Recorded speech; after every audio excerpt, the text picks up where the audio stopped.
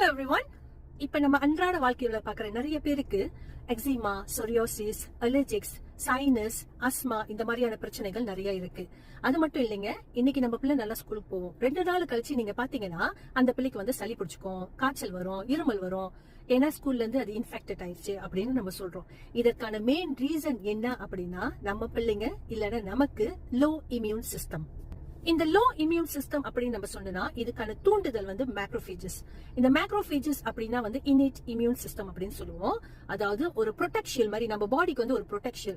இப்ப நம்ம ஒரு வைரஸ் வந்து நம்மள தாக்க போகுது, ஒரு பாக்டீரியா வந்து நம்மள தாக்க போகுது அப்படின்னா இந்த மேக்ரோபேஜஸ் என்னவா வேலை செய்யணும், இது ஒரு சோல்ஜரா வேலை செய்யும். போயிட்டு அது வந்து பிக் ஈட்டர்னு சொல்லுவாங்க. அந்த வைரஸ் இல்லைன்னா அந்த இன்ஃபெக்ஷனை வந்து அது வந்து சாப்பிட்டுரும். இப்படிதான் வந்து அந்த மேக்ரோபேஜஸ் வேலை செய்யும். மேலும் நம்ம பாடியில இருக்கிற அந்த டெட் செல்ஸ் எல்லாம் இருக்குல்ல, அது எல்லாத்தையும் சாப்பிட்டு நம்மளுக்கு புது செல்ல வந்து அது கொடுக்கும். ஆக்சுவலி இந்த மேக்ரோபேஜஸ் அப்படின்னு பாத்தீங்கன்னா இது வந்து நேச்சுரல். எல்லாத்தோட உடம்புலயும் வந்து இந்த மேக்ரோபேஜஸ் இருக்கும். அந்த மேக்ரோபேஜஸ் நம்ம உடம்புல எப்படி தற்காத்து கொள்றோம் அப்படின்றத பொறுத்துதான் இருக்கு. நல்ல ஒரு உணவு, இந்த மேக்ரோபேஜஸ்க்கு வந்து நம்ம நல்ல நியூட்ரிஷனான உணவு நம்ம சாப்பிடுறவங்களா இருந்தோம் அப்படின்னா வந்து அந்த மேக்ரோபேஜஸ் வந்து ஆக்டிவா இருக்கும். அது தவிர நம்ம வந்து இந்த ஃபாஸ்ட் ஃபுட் எடுக்கிறவங்க, நம்ம லிவிங் ஸ்டைல் வந்து வேற மாதிரி இருந்துச்சு அப்படின்னா இந்த மேக்ரோபேஜஸ் வந்து ஆக்டிவா வந்து இழந்துரும்.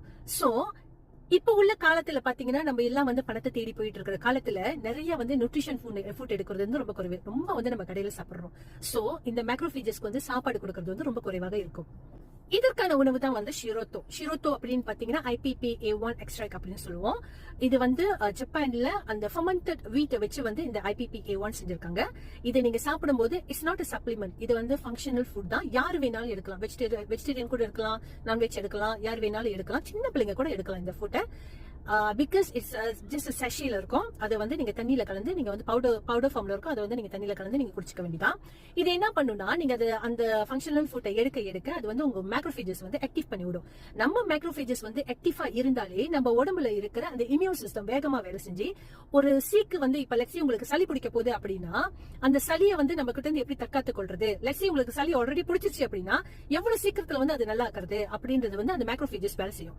இது தவிர சில டயபெட்டிக் பேஷண்ட் எல்லாம் பார்த்தோம்னா அவங்களுக்கு வந்து அந்த இன்னர்ல வந்து அந்த புண்ணு இருக்கும். அந்த புண்ணு வந்து ரொம்ப ஆறாம அப்படிலாம் இருக்கும். சோ இவங்க வந்து இந்த ஷிரோத்தோ எடுக்க அவங்க மேக்ரோபேஜஸ் வந்து ரொம்ப ஆக்டிவா வேலை செய்ய அந்த புண்ணுல வந்து ரொம்ப சீக்கிரமா ஆறும். சோ இதுக்காகத்தான் இந்த ஷிரோத்தோ வந்து இந்த இன்னர்ல அந்த புண்ணு இருக்கிறவங்க, அதுக்கப்புறம் வந்து ரொம்ப லோவா பாடி ரொம்ப எனர்ஜெட்டிக் இல்லாம இருக்கிறவங்க வந்து இந்த ஷிரோத்தோ எடுக்கிறது வந்து ரொம்ப நல்லது.